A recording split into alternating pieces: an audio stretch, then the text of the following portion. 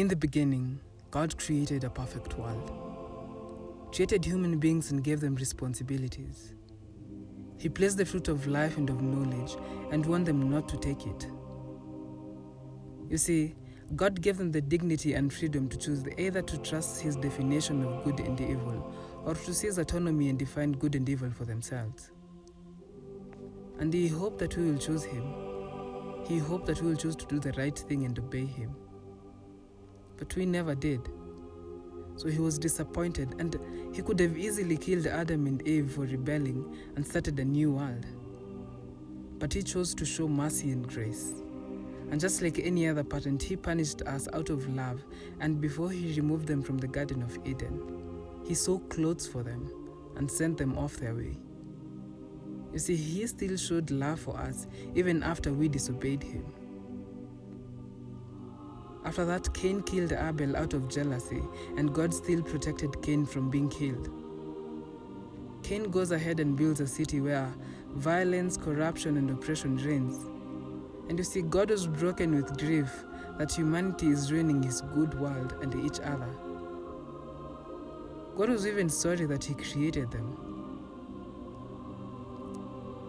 So out of the passion to protect the goodness of this world, God washes it clean of humanity's evilness with the great flood, but protected one blameless human being called Noah and his family. He commissioned him as the new Adam. God blessed him to go to the world, but yet again he also fails in the garden. He plants a vineyard and gets drunk out of his mind, naked and ashamed after one of his sons does something so shameless to him, and from there, humanity fails again when people are building towers to build a name for themselves. Until here, we see that God keeps giving humans the chance to do the right thing with His world, but humans keep ruining it by defining what is good and what is evil for ourselves. And we contribute to this world of broken relationships leading to conflict, violence, and end up to death.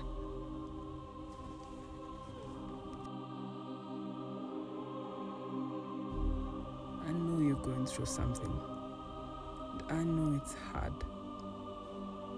Maybe you don't feel safe with maybe your parents, friends, or even when you're alone. Probably you're dealing with being molested when you were a kid and having to grow up with so much anger and so much rage. Maybe you're struggling to pay your rent, or maybe the pain of not being supported. Maybe you're struggling with not having a job. Maybe you lost your father or mother or someone close to you, and that wounded you. Maybe someone constantly lied and betrayed your trust, and now all men or women are the same, regardless of their role in your life, even your father. And why lie? All these are realities, all these are things that are happening now. And people will try to comfort you, or even some Christians will do more harm than good to you during this time. We can't control that. We can't control the reality. That being a hard truth. But what we can't control is our response to that. The truth is, you are not helpless. You're not hopeless. You can't dictate what happens to you, but you can dictate what you do with what happens to you. Most times the devil will distract you by making you go round and round thinking of the why. Why it's happening to you. Why did he or she cheat on me? Why am I the one without a job? Why do I look like this? Why does this keep on happening to me? If this is where you are, stop thinking of the why you are there and start thinking of the right response while you are there. Romans 12:12 says, "Rejoice in our confident hope. Be patient in trouble and keep on praying." Your response and attitude while waiting determines how long you last in one season. How we respond shows what we're actually worried about. And some of us are silently suffering from suicidal thoughts. Thoughts of inferiority, hurt, pain, and even fear. And God doesn't want you to worry or go through that. He sent His only Son to die on the cross so that you don't have to carry all this. If only you believe in Him. He did not come so that you can continue to worry and cry yourself to sleep with so much hurt and so much anger. He came so that you can have an abundant life and that you may be one with Him. And the Bible says, if He is with you, then who can be against you? God is calling you back to your original home, which is with Him. We've handled situations how we see or feel to be okay, and we end up moving in circles in that season.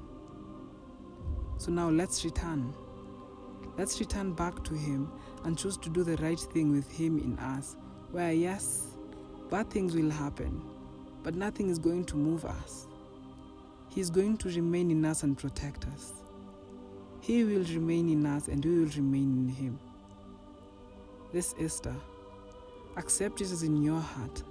Ask Him to forgive you, and He will come and dwell in you and transform you and make you one with Him. He died so that we can be reunited to our first love. So let's not let His love and His death be in vain. Let's stop and return to Him. He loves you.